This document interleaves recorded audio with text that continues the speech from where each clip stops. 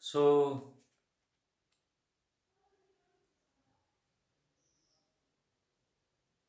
we are dealing with the poem Preludes.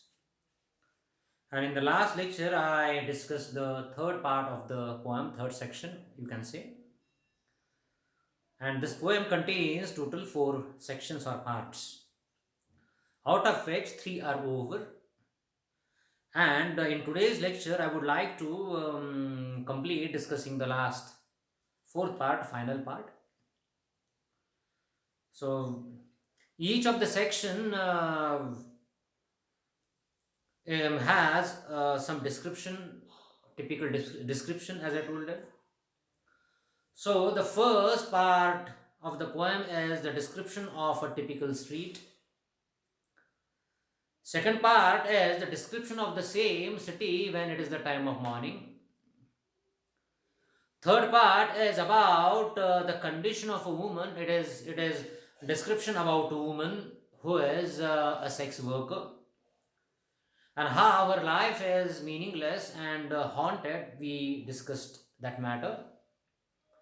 And the fourth and the final section of the poem is about a man's condition. So it is the condition of a man. Okay. So what exactly happens to this person? So we are going to deal with. Okay. So let's begin discussing the matter. Once again, the meaninglessness is very prevalent in this section. In all the sections, meaninglessness is described by the poet. Even in the final section, this meaninglessness is still found. So let's begin discussing reading it. His soul stretched tight across the skies. So think about this imagery. So, how is this condition? So,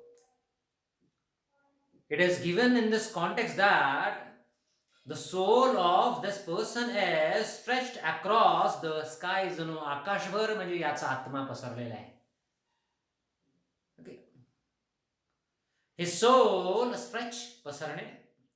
His soul stretched tight across the skies that fade behind a city block. There is a residential area. So, block means where there are so many houses, colony like word is this, block, or where there are very tall towers, tall buildings, apartments, and behind that,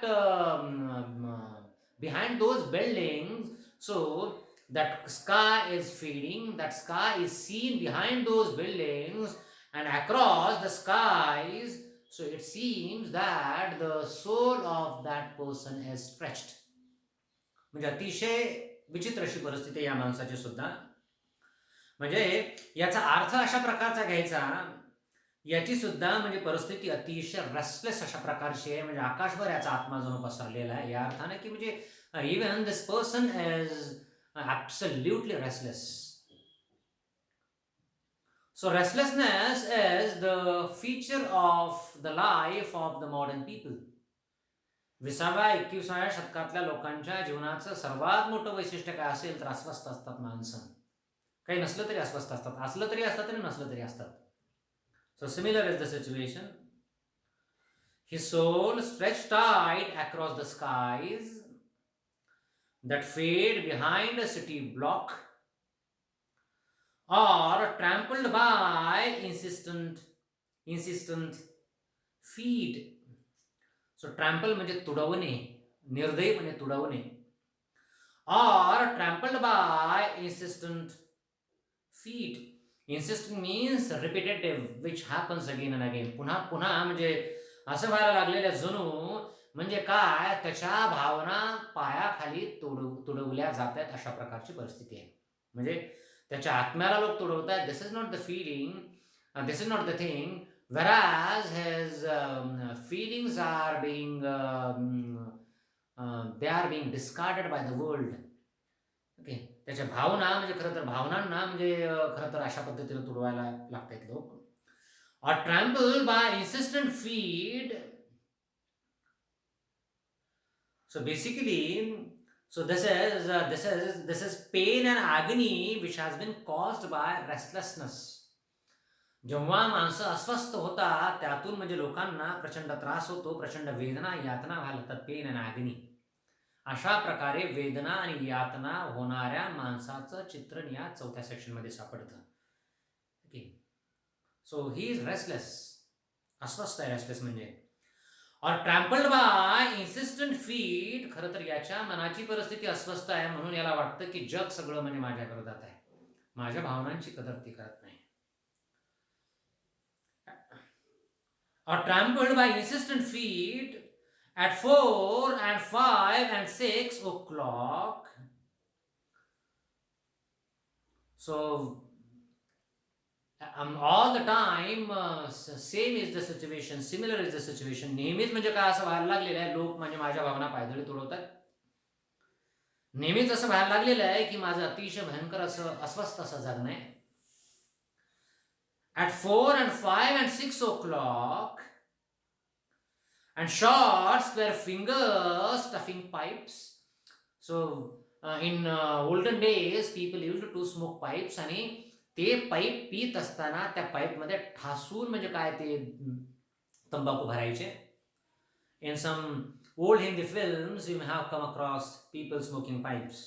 अशा पद्धतीनं म्हणजे अतिशय असे चौकोनी जणू बोटाचा आकार चौकोनी होतो की काय, म्हणजे ती तंबाखू दाबून दाबून अशा प्रकारची परिस्थिती झालेली आहे. सो दे आर स्टफ म्हणजे दाबून भरणे. Okay, and short square finger stuffing pipes. So those fingers are stuffing tobacco into those pipes. And evening newspapers, so this is absolutely meaningless routine of the people. So people feel that they are being trampled. People feel that their emotions are in this way badly crushed. And most of the time these people are doing something meaningless. They are stuffing tobacco into those pipes. So this is the meaningless routine. So nothing is meaningful in the life of these people. And short square fingers stuffing pipes and evening newspapers. So when it is the time of evening, people read newspapers. Many people do read newspapers in a metropolitan city like Mumbai. सकाळी जाताना ऑफिसला सुद्धा म्हणजे बातम्या पेपरमध्ये वाचतात आणि येताना सुद्धा म्हणजे काय त्यांच्या हातामध्ये पेपर बऱ्याचदा दिसायला लागतो. Now the place of a newspaper has been taken by mobile apps. So in the time of morning they read newspapers, and while returning home they read newspapers. So this is the meaningless routine. Many a time people read newspapers. काही काही लोक दिवसभर newspaper वाचतात. Nothing they do. They are absolutely passive people. Okay, so the routine is absolutely meaningless. Okay, so how is this routine? Try to understand. So म्हणजे काय, तंबाखू म्हणजे काय भरून पाईप म्हणजे नंतर म्हणजे सिगारेट सारखा धूर उडवायचा हवेमध्ये, न्यूजपेपर वाचायचा. Okay, this is the meaningless routine.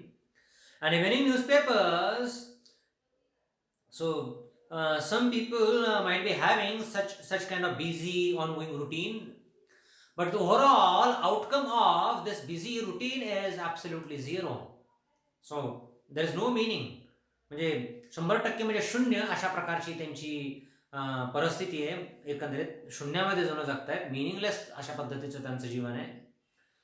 Routine सुद्धा ऑनगोईंग अतिशय बिझी रुटीन आहे, पण त्याचं म्हणजे ओव्हरऑल म्हणजे आउटकम म्हणजे काय, रेस्टलेसनेस आहे.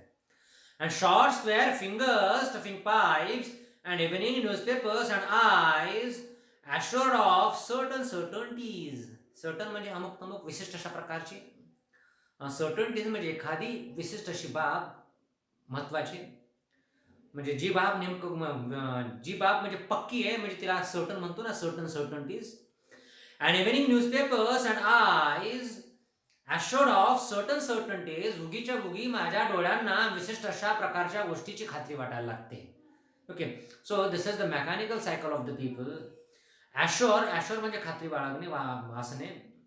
So assured of certain certainties, the conscience, it means vivek, satsad buddhi, reason. The conscience of a blackened street,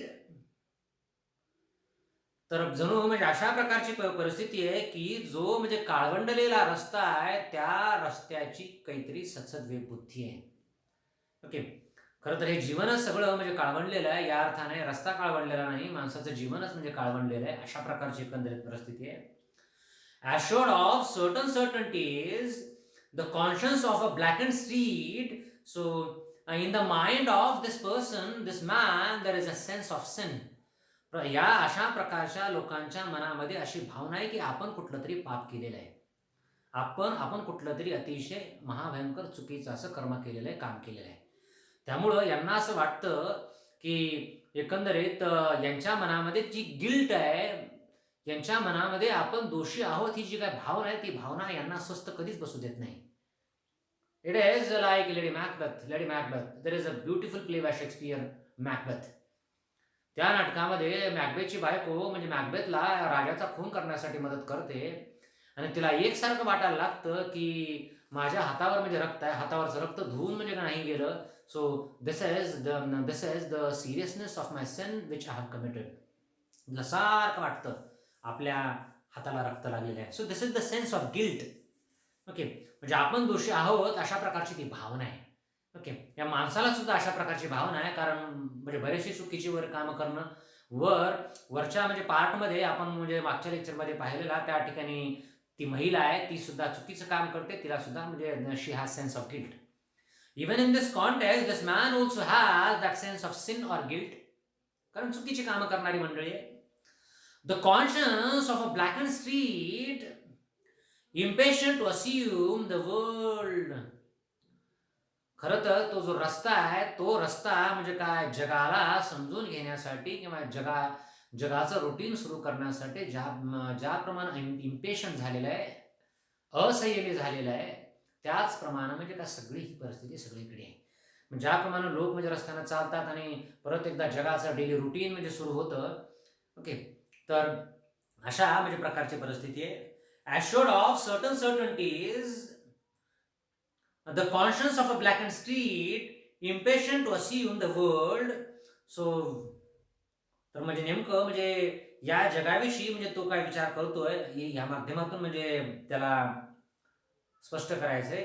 आणि जगाला समजून घेत असताना, जगाचा विचार करत असताना म्हणजे याची एकंदरीत परिस्थिती अतिशय इम्पेशंट आहे. ओके, म्हणजे ही hardly understand the world in a patient manner. म्हणजे अतिशय संयमाने या जगाला तो समजून घेऊ शकत नाही. म्हणजे हे जग कसं आहे, हे जग असं आहे, हे जग तसं आहे, अशा पद्धतीनं तो अतिशय इम्पेशंटली या म्हणजे जगाची म्हणजे जगाविषयी या व्यक्तीची समजूत आहे. अतिशय इम्पेशंट अशा प्रकारची समजूत आहे, असंयमी अशा प्रकारची समजूत आहे. तो जगाला काही नीट समजून घेऊ शकत नाही. So this is the overall situation.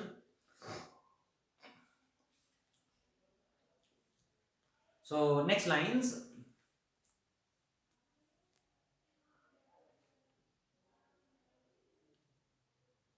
So please, those bullets are seen. They are there by mistake. The bullets काय संबंध, बुलेट म्हणजे ते डॉट डॉट दिसतात ना, they are called as bullets. I am moved by fancies that are curled around these images and cling. हे थोडा अवघड आहे समजायला. So basically, fancies means certain thoughts. Just a minute.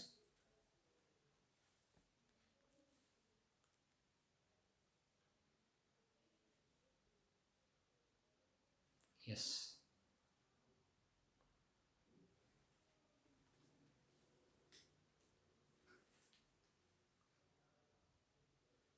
I am moved by fancies that are curled around these images. the kind of images that come across in front of my eyes, म्हणजे ज्या ज्या प्रतिमा, म्हणजे जे जे विचार म्हणजे माझ्या डोक्यामध्ये येतात, तर त्या विचारांच्या पाठीमागं म्हणजे काय, काही ते कसली बाबा पहा, त्या विचारांना कशानं तरी गुरफटून टाकलेलं आहे. कशानं? I am moved by fancies that are curled around these images. या सगळ्या ज्या काही प्रतिमा आहेत, म्हणजे काय सगळ्या या प्रकारे, म्हणजे तो रस्ता आहे, म्हणजे परत म्हणजे त्याचं ते तंबाखू भरणं, न्यूजपेपर वाचणं, ते डोळे म्हणजे ज्या डोळ्यांचा तो विचार करतोय, ते पाय, जे पाय म्हणजे खरं तर याच्या भावनांना तुडवून जात आहेत, या सगळ्याच्या सगळ्या ह्या प्रतिमा, images. Okay, so these images, I am moved by fancies that are curl around these images. या ज्या प्रतिमा आहेत, या प्रतिमा म्हणजे विशिष्ट अशा विचारांनी म्हणजे खरं तर म्हणजे काय या प्रतिमांना घेरलेलं आहे. ओके, तर समजा for example people reading newspapers while travelling, ही प्रतिमा आहे. तर ही प्रतिमा सुद्धा या माणसाच्या विशिष्ट अशा म्हणजे कल्पनेमुळं म्हणजे काय ही प्रतिमा बनवली गेलेली आहे. या प्रतिमेभोवती माणसाचा म्हणजे विशिष्ट अशा प्रकारचा विचार आहे. सगळ्या प्रकारच्या प्रतिमा मागं ज्या बोललो. I am moved by, move म्हणजे काय, impacted, I am influenced, I am moved, माझ्यावर परिणाम होतो अशा प्रकारच्या म्हणजे ह्या कल्पनांचा. In fancy, I am moved by fancy. Fancy या ठिकाणी अर्थ म्हणजे काय, फॅन्सी ड्रेस असं काही नाही, फॅशनेबल नो. फॅन्सी म्हणजे काय, कल्पना आहे अर्थानं, imagination. I am moved by fancy that are curled around these images.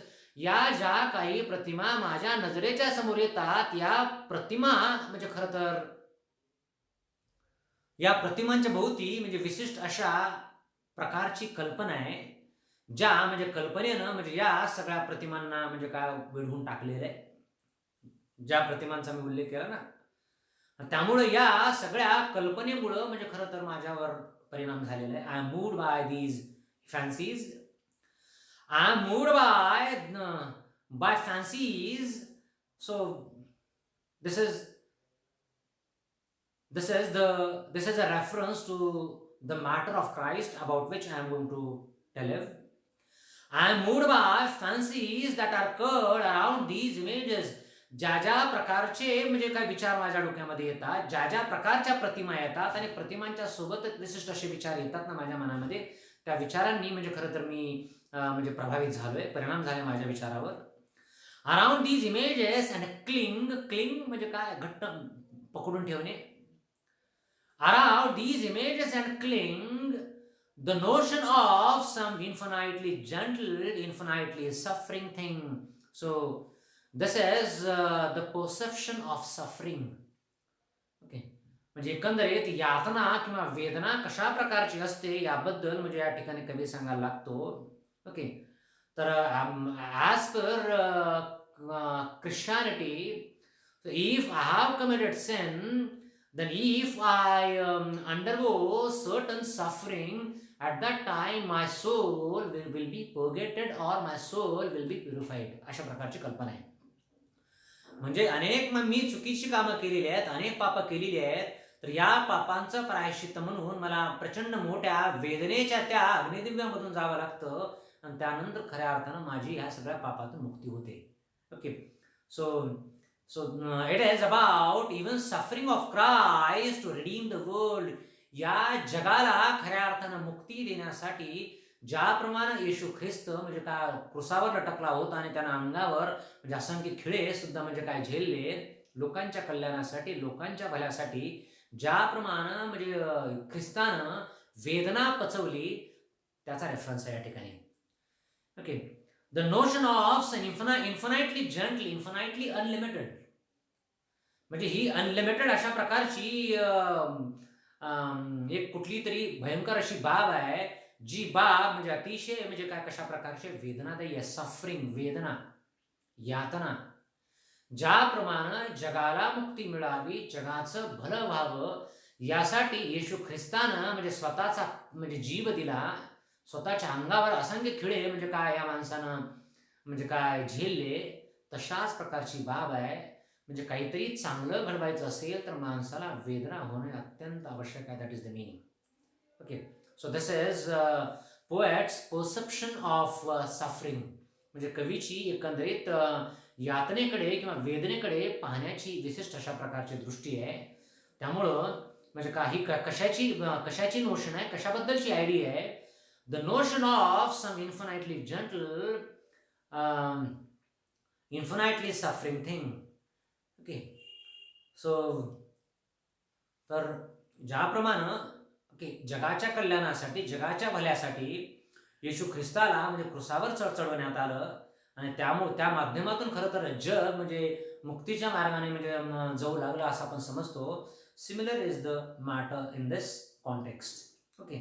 So this suffering is essential. So this is the notion of suffering, and this suffering is infinitely gentle, infinitely okay, infinitely appropriate one. Okay. तर ही suffering अतिशय महत्वाचे आहे, यातना वेदना अतिशय महत्वाचे आहे. So these are the Christian principles.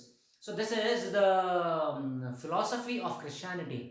म्हणजे यातना आणि वेदना यामधूनच तुमच्या मुक्तीचा मार्ग सुकर होतो. So it is believed in Christianity. Okay, so it is the matter. Once again, there is a reference to Christ. Wipe your hand across your mouth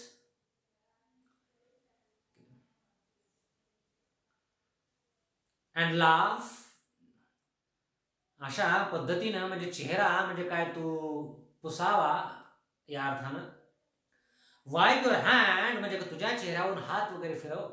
प्रत्यक्ष अर्थ याचा असा आहे.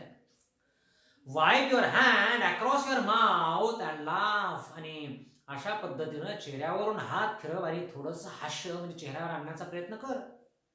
माणसाला म्हणजे खरं तर हे केलेलं अपील आहे. So वाईप your hand across your mouth and laugh. Okay. तर थोडंसं म्हणजे हसण्याचा प्रयत्न कर. थोडंसं तरी म्हणजे चेहऱ्यावर आनंद म्हणजे आणण्याचा प्रयत्न कर. निश्चितपणे म्हणजे काय Christ will be there who will be able to save you. पण असं नाही. So basically through our prayer we request God to save this society, to save ourselves, to save the world. म्हणजे प्रार्थनेच्या माध्यमातून आपण म्हणजे हे ईश्वरा म्हणजे ह्या सगळ्या जगाला वाचव, ह्या जगाला माफ कर, अशा प्रकारे जे म्हणायला लागतो ना. Okay. So this is a sort of matter. So वाईप your hand across your mouth and laugh. तर सगळं हे जे काय वाईट आहे हे झटकून लाव. सगळी जी म्हणजे नकारात्मकता आहे ही नकारात्मकता म्हणजे फेकून दे आणि थोडा हसण्याचा प्रयत्न कर. पण असं काही होत नाही. बिकॉज पुढची ओळ त्याच्यासाठी वाचावी लागेल. The world revolve like ancient women. Revolve म्हणजे काय फिरणे, परिभ्रमण करणे. The world revolve like ancient women gathering fuel in vacant lots.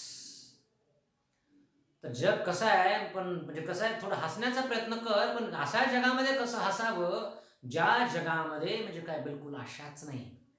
There is no hope in the world. कारण हे जग कसं आहे पोएट सांगतो, कवी सांगतो. The world revolve like ancient women. म्हणजे हे जग कसं आहे, जगाचं रुटीन कसं आहे माहिती आहे का. If you belong to rural area you may be knowing this. पूर्वीच्या काळी म्हणजे बऱ्याचदा म्हणजे घरची कामं वगैरे उरकल्यानंतर उन्हाळ्याच्या दिवसामध्ये महिला शिवारभर फिरायच्या आणि शिवारभर फिरून म्हणजे काय पाठीवर एखादं म्हणजे पोतं वगैरे घेतलेलं असायचं आणि त्या पोत्यामध्ये शिवारभर फिरून म्हणजे ज्या काही जनावरांचं शेण म्हणजे शेतामध्ये पडून ज्या गोवऱ्या ऑटोमॅटिकली तयार झालेल्या ना त्या गोवऱ्या म्हणजे त्या पोत्यामध्ये भरायच्या आणि घरी यायच्या. अशा प्रकारचं जगाचं रुटीन आहे. Meaningless. Okay. The routine of these people is meaningless. The routine of the world is absolutely meaningless. त्यामुळे या जगाचं रुटीन कसं आहे, ज्याप्रमाणे एखादी महिला म्हणजे शिवारभर गोऱ्या म्हणजे रानशिन्या गोऱ्या म्हणतात बरं ग्रामीण भागेमध्ये याला. गोऱ्या ज्याप्रमाणे ती स्त्री जमा करत फिरते अतिशय अर्थहीन अशा प्रकारचं म्हणजे काय रुटीन आहे जणू त्या स्त्रीचं. Similar as the meaningless routine of the world. So gathering fuel in vacant lots. Vacant lots म्हणजे काय, रिकामा असं रान आहे, शेत आहे, त्या शेतामध्ये ती ज्याप्रमाणे गोऱ्या वेचत फिरायला लागते, तशाच प्रकारचं अतिशय मिनिंगलेस अशा प्रकारचं आमचं या समाजाचं रुटीन आहे. ओके. जरी मी म्हणजे काय चेहऱ्यावर हात वगैरे फिरवून हसण्याचा प्रयत्न करायला लागलो, तरी सुद्धा जेव्हा असं भयंकर जग पाहायला लागतो मिनिंगलेस, तेव्हा मी या निष्कर्षाप्रत प्रत येतो की there is no hope left in this society. Okay. And we live in a doomed world. अशा प्रकारच्या जगामध्ये आम्ही राहतोय की म्हणजे जे जग म्हणजे का अस्तंगत होणार आहे, ज्या जगाचा जणू म्हणजे सर्वनाश होणार आहे, अशा प्रकारच्या जगामध्ये राहतोय. त्यामुळं म्हणजे काय, जे काही घडणार आहे ते काही चांगलं घडणार नाही. So with this negative note the poem comes to its conclusion. Okay. So there is nothing in the world to save us. There is no ray of hope in our life. जरी हसण्याचा प्रयत्न करू म्हणजे चेहऱ्यावर हात वगैरे फिरून, तरी सुद्धा ह्या अतिशय भयंकर अर्थहीन जगाचं आम्हाला जेव्हा दर्शन व्हायला लागतं, तेव्हा म्हणजे या निष्कर्षाप्रत आम्ही यायला लागतो की there is nothing in the world which will be able to save us. आम्हाला म्हणजे खरं तर मुक्ती मिळेल, आम्हाला म्हणजे कोणी काही वाचवू शकेल खरं तर या भयंकर अर्थहीन अशा रुटीनमधून, अशा प्रकारे म्हणजे काही असणार नाही या जगामध्ये. So this is the matter so which poet is talking about. So there is no hope which comes which doesn't come even finally in the poem. म्हणजे कवितेच्या शेवटी सुद्धा म्हणजे तिळमात्र अशा प्रकारची आशा नाही की जी आशा म्हणजे माणसाला खरं तर या भयंकर अशा रुटीनमधून वाचवू शकेल. So the poem is over. Okay. So it is a little bit difficult. So even in the beginning also I have talked about some themes. Even once again I would like to talk about themes in the poem. So the first theme is modern absurdity. Absurd, A-B-S-U-R-D. Absurdity. Absurdity means meaninglessness. How the modern world has become completely meaningless. How the overall routine of the world is absolutely monotonous. निरस, कंटाळवाणा अशा पद्धतीचे एकंदरीत daily routine आहे. आणि सगळीकडे there is स्क्वॅलर, SQUALOR. स्क्वॅलर म्हणजे काय, घाण आहे सगळीकडे, अतिशय वाईट आहे सगळीकडे. Okay. So this poem even talks about alienation. ALIEN.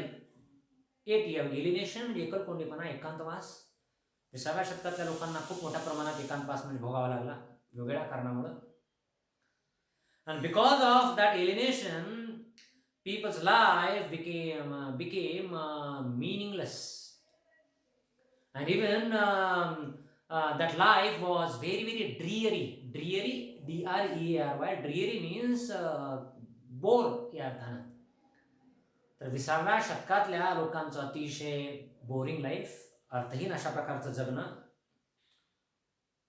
अर्थहीन अशा प्रकारचं जग, सगळीकडे घाणेरडी अशा प्रकारची अवस्था, शहराची विशेष करून. So all these things are being underlined through the poem. So the poem Preludes is about modern meaninglessness. So the overall existence of the people is absolutely futile. अर्थहीन अशा प्रकारचं माणसाचं जगणं आहे. ओके. अशा ह्या प्रकारची ही कविता आहे. I hope you understood it. मी थोडं लवकर संपवण्याचा प्रयत्न करतो कारण आपला अभ्यासक्रम बराचसा आहे बाकी. थँक्यू. पुढच्या लेक्चरमध्ये नवीन टॉपिक